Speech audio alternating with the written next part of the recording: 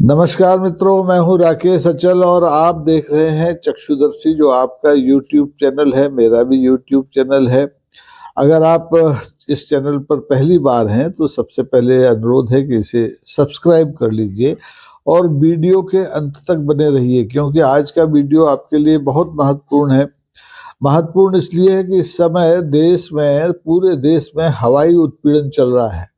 देश की सबसे बड़ी एयरलाइंस इंडिगो ने ऐसा हवाई घोटाला कर दिया है कि पूरा देश जमीन पर आकर टिक गया है। 4 दिन में 1,000 से ज्यादा उड़ानें रद्द की जा चुकी हैं और करीबन 3 लाख से ज्यादा यात्री देश भर के विभिन्न हवाई अड्डों पर फंसे पड़े हैं। लेकिन सरकार को अभी तक शायद इसकी सुध नहीं है और सरकार के मंत्री और इंडिगो के जो सीईओ हैं आपस में परस्पर विरोधी बयान दे रहे हैं। कोई कह रहा है कि हम 10 दिन में ठीक कर देंगे और कोई कह रहा है कि हम 3 दिन में ठीक कर देंगे, सख्त कार्रवाई की जाएगी, लेकिन हो कुछ नहीं रहा है। ये जो इंडिगो है, ये देश की सबसे बड़ी एयरलाइंस है। 60% उड़ानें इसकी इस देश में होती हैं, घरेलू उड़ानें। और अब इसकी मनमानी आप देखिए, जब चाहे तब कहीं की उड़ानें आप बंद कर देंगे और कह रहे हैं कि 10 दिन में ठीक कर देंगे, यानी कि जैसे कि घर की कोई आप ट्यूबलाइट बदलने वाले हों।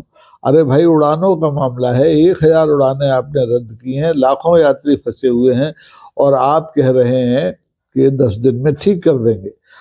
FDTL के बहाने बनाए जा रहे हैं कि पायलटों की ड्यूटी का जो टाइमिंग के नाम पर बहाने बनाए जा रहे हैं कि उसमें तब्दीली कर दी गई है।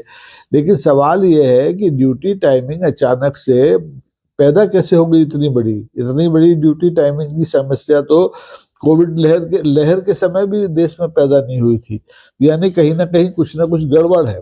और इसके बाद मजे की बात यह है कि जब ये हवाई उत्पीड़न शुरू हुआ देश में, तो सरकार उस समय रूस के राष्ट्रपति व्लादिमीर पुतिन के स्वागत में उलझी हुई थी। जब पुतिन साहब 30 घंटे की यात्रा के बाद भारत से बाहर चले गए, तब जाकर के सरकार को होश आया और उसने कहा कि हम सब कुछ ठीक कर देंगे। जो हमारे उड्डयन मंत्री हैं नायडू, उनको तो कोई जानता नहीं। तो फिर प्रधानमंत्री ने शायद हड़काया, तो फिर गृह मंत्री अमित शाह बीच में कूदे और उन्होंने कहा कि सब कुछ ठीक करो। लेकिन अभी तक तो कुछ ठीक हुआ नहीं है। केवल एक जांच समिति बनी है और जांच समिति बनने से देश की जो घरेलू उड़ान सेवाएं हैं वो अभी तक बहाल नहीं हो पाई हैं। पूरी दुनिया में भारत की बदनामी हो रही है। भारत दुनिया का 5वें नंबर का सबसे बड़ा जो हवाई उड़ान तंत्र रखता है और देश में रोजाना कम से कम 600-650 अंतर्राष्ट्रीय उड़ानें आती जाती हैं। तो पूरे दुनिया में ये बदनामी हो गई है कि वहां तो भारत में तो जो घरेलू हवाई उड़ान सेवा है पूरी तरह से ठप हो गई है। लेकिन यात्री बेचारे फंसे पड़े हैं, हवाई अड्डों पर कतारों में लगे हैं। ऐसे लग रहा है जैसे कि वो बस अड्डों पर वो उतरे हों।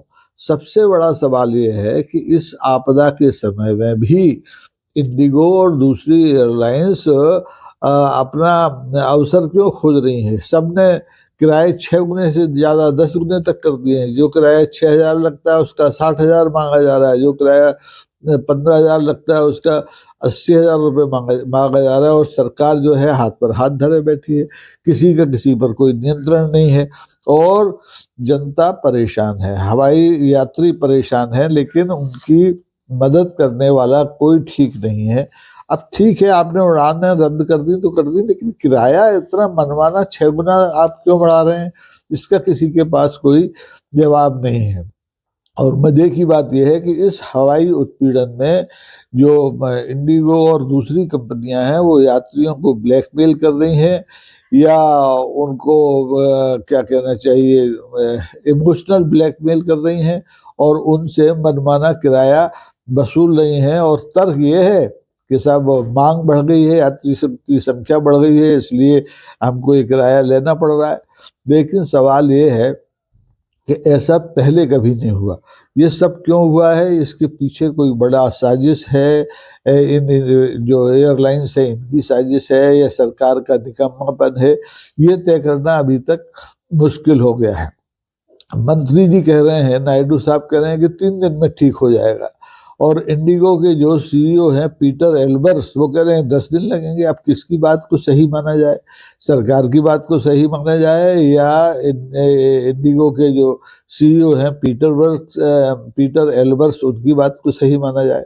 समझ में नहीं आ रहा है कि किसकी बात को सही माना जाए। लोग परेशान हैं, लोगों को ना हवाई अड्डों पर खाने पीने की चीजें मिल रही हैं, ना आवश्यक सूचनाएं मिल रही हैं कि आखिर उनके लिए वैकल्पिक व्यवस्था होगी भी कि नहीं होगी। अगर आपने उड़ानें रद्द की हैं तो जिन हवाई यात्रियों से आपने पैसे लिए हैं टिकट के बुकिंग के, उनको या तो पैसे वापस कीजिए या उनको भेजने के लिए रेलों और बसों का पर्याप्त इंतजाम कीजिए, लेकिन ऐसा कुछ नहीं हो रहा है।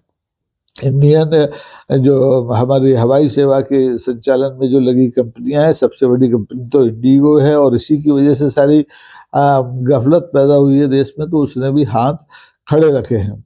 छोटे छोटे शहर में, मध्य प्रदेश का ग्वालियर और शहर है छोटा, उत्तर प्रदेश का लखनऊ है, मुंबई है, देश के लगभग सभी हवाई अड्डों पर हाहाकार मचा हुआ है। सैकड़ों यात्री वहां पर फंसे हुए हैं अलग अलग हवाई अड्डों पर, और इनकी सारी संख्या अगर आप गिने तो ये 3 लाख से ऊपर हो जाती है। तो कुछ को ट्रेनों से भेजा भी गया है, लेकिन सबको नहीं भेजा गया है, और सब रिफंड भी नहीं हो रहा है। रिफंड में भी दिक्कत हो रही है कि सब ऑनलाइन रिफंड होगा, 1 हफ्ते बाद आएगा। तो आखिर सवाल है कि यात्री जाएं कहाँ, किसके दरवाजे पर दस्तखत दें? और सवाल ये भी है कि इस लूट को रोकेगा कौन? जिनको रोकना है उनको कोई पहचानता नहीं, देश के उड्डयन मंत्री नायडू को कोई जानता नहीं, और दूसरा कोई आदमी दिखाई नहीं देता जिससे कि ये गुहार की जाए कि उसको इस लूट से बचाया जाए। जो नियामक होते हैं संस्थान इन हवाई उड़ानों पर, जो जिनका नियंत्रण होता है, उनकी ये जिम्मेदारी बनती है, लेकिन वो भी कहीं ये दिखाई नहीं दे रहे हैं। सवाल ये है कि क्या ये सब लोग किसी बिजनेस क्लास में पड़े हुए आराम फरमा रहे हैं? उन्हें देश की जनता का, देश के यात्रियों का, हवाई यात्रियों का कोई फिक्र नहीं है। तो ये मनमानी इंडिगो की है या ये मनमानी सिस्टम की है, या इस मनमानी में इंडिगो और सरकार दोनों शामिल हैं, ये कहना बड़ा मुश्किल है। क्योंकि अब जब जांच होगी तब होगी, लेकिन अभी तो देश की जो घरेलू उड़ान सेवाएं हैं वो पूरी तरह से अस्त व्यस्त हैं, और ये जो उत्पीड़न है ये लगातार बढ़ता चला जा रहा है। सरकार दबाव में है। सरकार ने जो पायलट्स के लिए नियम बनाए हुए थे, उनको उनको घुटने टेक दिए इंडिगो के सामने और उनको शिथिल कर दिया है। जैसे पहले नियम थे उन्हीं को लागू कर दिया है। तो सवाल ये है कि ये क्या देश की उड़ानों की सुरक्षा और यात्रियों की सुरक्षा के प्रति एक घोर लापरवाही नहीं है? तो अब पूरा देश पूछ रहा है, देश की सरकार से पूछ रहा है, देश पूछ रहा है कि आखिर ये कब तक चलेगा ये हवाई उत्पीड़न? क्योंकि हिंदुस्तान में जिस तरह से जो हवाई सेवाओं का निजीकरण किया गया है, हवाई अड्डों का जो निजीकरण किया गया है, उसके बाद से ही ये गफलत हुई है, और सरकार के पास कोई वैकल्पिक व्यवस्था नहीं है। सरकार की सार्वजनिक क्षेत्र की कोई कंपनी नहीं है जो हवाई सेवाएं उपलब्ध करा रही हो। और आश्चर्य की बात यह है कि ये स्थितियां भारत में पहली बार बनी है। कोविड के समय तो सरकार ने जानबूझ के उड़ानें बंद की थी, क्योंकि वो एहतियात था, लेकिन ये इस बार एहतियात नहीं है, ये निकम्मापन है, या ये साजिश है, या इसके पीछे कोई बहुत बड़ा षड्यंत्र है, ये कहना मुश्किल है। चलती हुई संसद में भी इस मुद्दे पर अभी तक सरकार ने कोई स्पष्ट बयान नहीं दिया है कि कौन दोषी है। कि जांच समिति बना दी, जांच समिति का परिणाम कब आएगा? तब तक तो हमारे जो देसी यात्री हैं ये हलकान रहेंगे हवाई यात्रा के।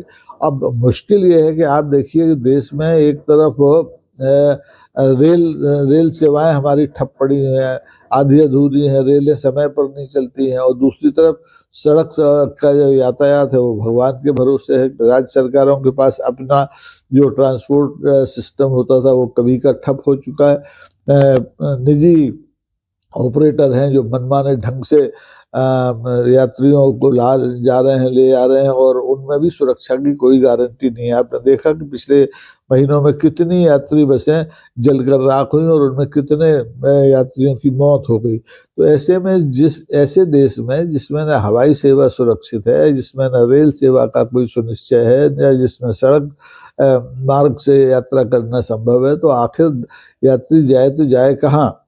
ऐसे में फिर वही सवाल उठता है कि ये जो उत्पीड़न हो रहा है यात्रियों का, खास तौर पर हवाई यात्रियों का उत्पीड़न, इसको कौन रोकेगा और इस उत्पीड़न के लिए जिम्मेदार लोगों को सजा कौन देगा।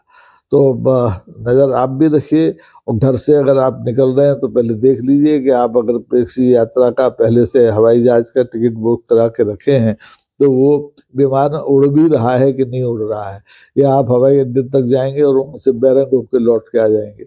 तो इस समय हमारे देश के तमाम हवाई यात्रियों के प्रति सहानुभूति है जो इस हवाई उत्पीड़न का शिकार हो रहे हैं, और हमें उम्मीद है कि 10 दिन में, जैसा सरकार कह रही है, स्थिति सामान्य हो जाएगी, और ना हो तो हम सरकार का क्या बिगाड़ लेंगे ये आप सब जानते हैं। तो आज के लिए बस इतना ही।